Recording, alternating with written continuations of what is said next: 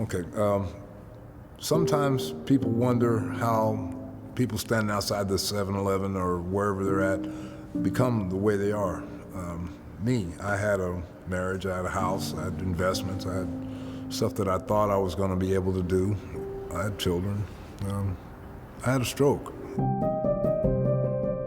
I was in the Navy for 13 years. We were in combat, operations specialist, top secret clearance. People depended on us. 20 years ago, you wouldn't recognize me. I had to be sharp. Once I had the stroke, I wasn't able to do all those things. I have memory loss, the easy stuff that for anybody else to remember, it came hard.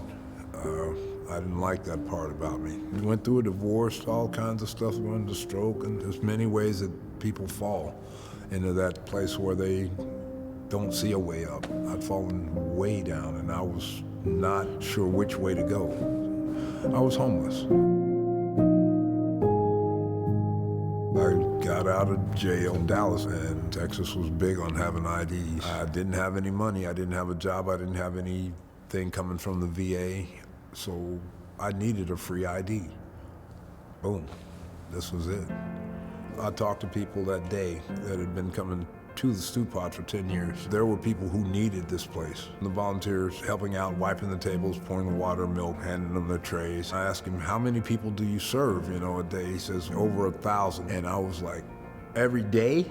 And it was like, yeah, it just boggled my mind that they would do that many meals and that many people needed help.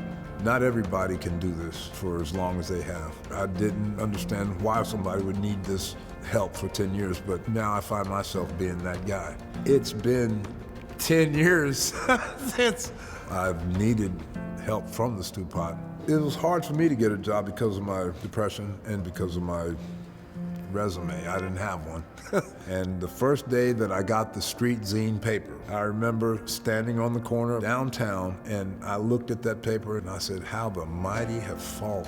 I'd gone from working with the SBU, which is the Navy SEALs, to selling street papers on the corner for $1. But it gave me a chance to get out of myself and get back into some sort of a life and use the money that I made every day to pay for my rent and keep me off the street. That and the case managers that were there, I consider them heroes because of the things they've done for others. Physically, mentally, emotionally, I was unbalanced. Everybody needs structure in their life, and the stew pot got me giving back, balancing the negative stuff that I was doing to myself and to others, my children. I've taken steps in the right direction. I'm not ready to run, but I'm ready to limp boldly into the future. Let me put it that way.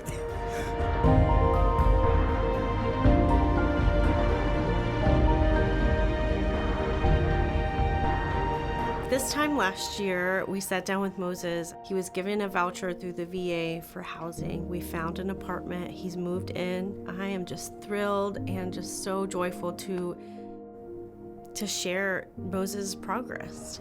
When I found this apartment, I felt lucky. It's spacious. It's good for me because I need the space because I do have a dog. And I had a dog before, but it's been 20 years. Now, I'm in a good place. My dog, my housing, those things I want to look back and say, okay, this is where it started and this is where I am now. I've come through a lot in the last year. I've gotten in contact with my son. He's supposed to be here today, as a matter of fact, and I'm proud of that because for the last 19 years, I haven't had that. I haven't had that contact. I didn't want to be an addict. I didn't want to be out here on the street homeless. I didn't want it. I never saw it coming. But when it did happen, I was lost. To the people who've given their life's work and their money and their time to the stew pot, thank you. Thank you very much because it's helped a lot of people and it's helped me. So if you can help them, please do. The people that are here that do help, they need you.